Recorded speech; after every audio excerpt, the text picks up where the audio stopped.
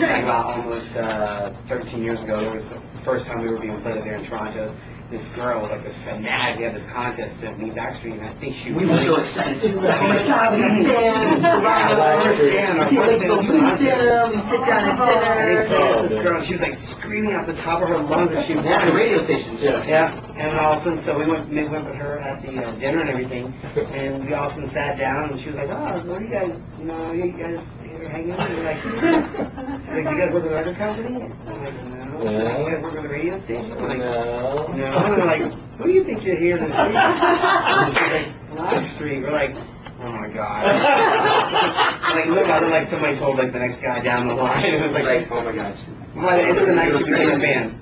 Howie, it's not being your birthday today. Congrats again, buddy. Thank you, man. But I read that you've been dating your girlfriend for a long time. Tell me how you proposed to your now wife. My fiance. Yes. We're taking it one day. How's the baby? Let's get married tomorrow. 5 kids. Yeah.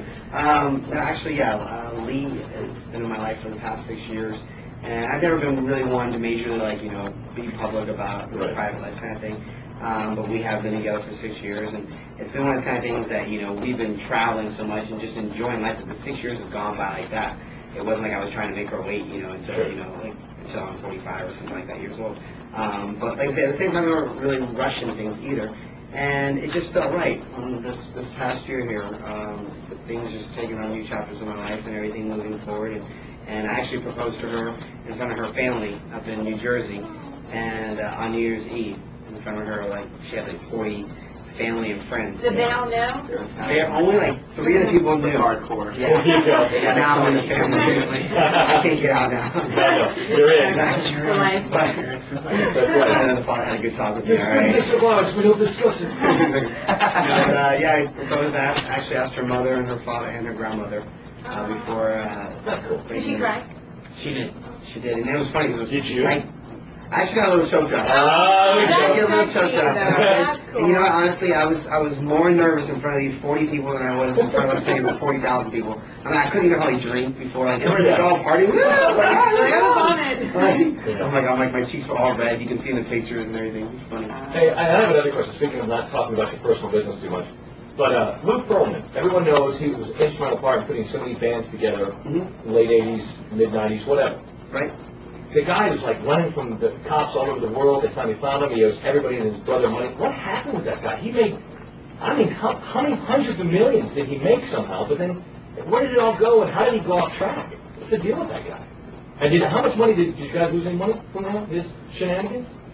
Believe it or not, I was invested. So you lost money from this guy, right? I had a couple of $1,000 lost, but nothing. I mean, I luckily enough, I got out. Maybe about probably a year before everything started. I started hearing rumblings, and my parents actually were involved as well. My parents got out, but I think probably between the two of us, we maybe. Do you have any idea this guy was such a shyster and he was a bad guy like that to that level? I mean, it was really weird. When we had our separation from Lou, I think each of us still indirectly, somehow or another, would, were always cordial to him. I mean, to this day, I'll still credit him as being the guy that, if it wasn't for him, we wouldn't be here today. Sure. He helped us, fulfill a dream that, if it wasn't for him, it probably wouldn't have been possible. And so, each of us at different levels still kept in touch with him. Like I said, I personally was invested into this bank account that he had set up, my own account, and listened to it and thought it was, it was a great bank account. It was 11% interest. He thought that it was you can't even get that kind of interest on a bank. And unfortunately, it was always, you never got 100% the story on exactly how it was, FDIC insured, mutual, but it was good enough that most people believed in what he was saying and stuff like that. And I mean, I really feel bad for those who didn't get, out, and lost lots of millions of dollars and stuff like that. But, it's just a shame. I mean, I think Lou, looking back, I think each of us can say that, he's a good, I think we all believe that he did have a true, good heart. There was a good heart in him. I think he just unfortunately got lost in reality of, okay, I can start here and I want more, it's just unfortunate. It's one of the stories that you hear sometimes from people who just get, caught up in their success and just take it to the next level. And, well, yeah. I was curious because I know that was an ugly. Nick, dating single? Are you tired of talking about her something and not interview yet?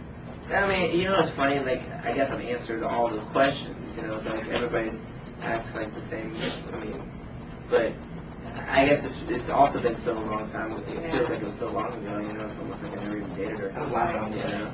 That's right. It was, yeah, and so, but, I mean, if you got any questions, what do you want? The I tattoo. don't, I just, The tattoo? Is it there?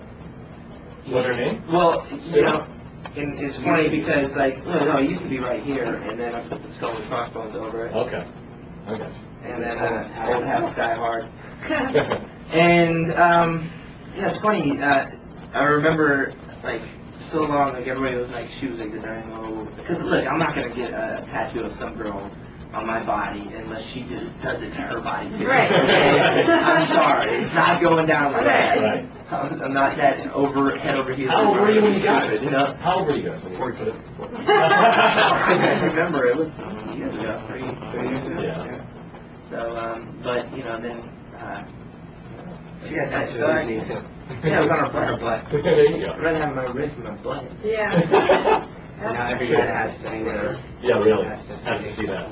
Yeah, just together. Oh, look. That's right. Yeah. But I heard she put a Y on it, so now it's after her sister, Nikki. Really? That's kind of funny. weird. That is Yeah, true too. name tattooed on my ass. Sister's name. Mama. Yeah, come on, family love. You do what it is, yeah. Hey, I got my brother name something on it. Well, all I can tell you guys is best of luck. This CD will come out, Romeo on the Radio, October 30th on Jive Records. Yes. And the single Inconsolable, really, really good song, man. Congrats on such a great song, and thanks for coming by. Appreciate it. Howie and Nick, both of you guys, good luck. Tell the rest of the guys you said hello. We will. Thank you for having me. Backstreet Boys, Star94. We'll play the single right there. Let's just do it like that. That's tough, I know. That's better than you and I can do. Yeah, we're like,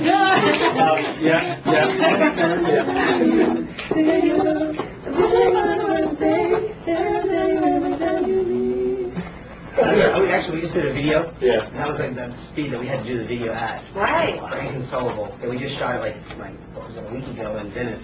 It's so crazy, like I guess this new like slow motion effect that they tried to do in the video. Italy or Venice, California? Venice Beach, California. Okay. I was like, sweet, that's in Italy. Oh, wait, I grew up in LA, so wait, Venice Beach.